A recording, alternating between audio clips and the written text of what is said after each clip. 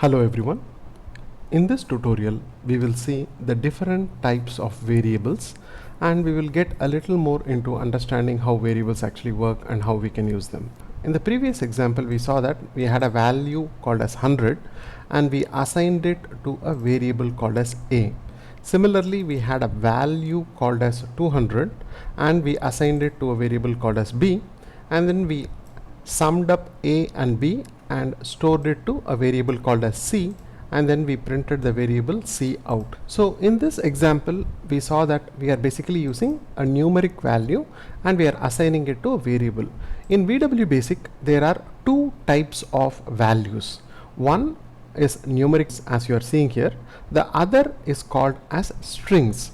Strings are nothing but alphanumeric characters which are typically used to represent names of people, cities, states, or some message you want to show to a user and stuff like that. So a numeric value is just a number. A string value is represented by double quotes. So to create a string variable we create st1. So this is, let's call it a variable called st1. To this we can assign a string value in a double quotes. So we can say hello there. So this is a string value. String value is nothing but a bunch of alphanumeric characters enclosed in double quotes, and we can assign it to a variable. Now this variable becomes a string variable. Now when I say print st1 and I run it, we can see the string value is printed here.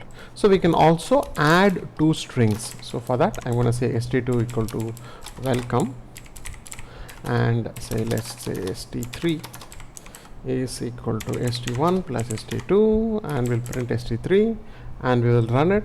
You can see that when you add two strings, the strings are concatenated. So let me put a space over here so it looks a little better.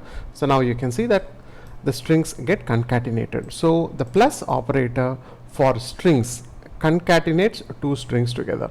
So in case you have a numeric variable, say num1 equal to 100, let's see what happens if we add a numeric variable to a string. So num1, when we run it, you'll see that just as two strings got concatenated, the numeric variable also gets concatenated to the string here. So we can also add one more numeric variable and see what happens when we run this. So you'll see that both the numeric variables got concatenated as a string. Because the first variable was a string, the system assumed that all the variables, all the operations is for strings. In case you want to add these two numbers and then append it, you have to enclose it in a parenthesis. When you enclose it in a parenthesis, this takes precedence, and because these two are numeric variables, these two will be summed up and then the result will be concatenated to this string. So let's run this. Now you can see it's basically summed up these two numeric variables, concatenated it to this string, and it's basically printed it out.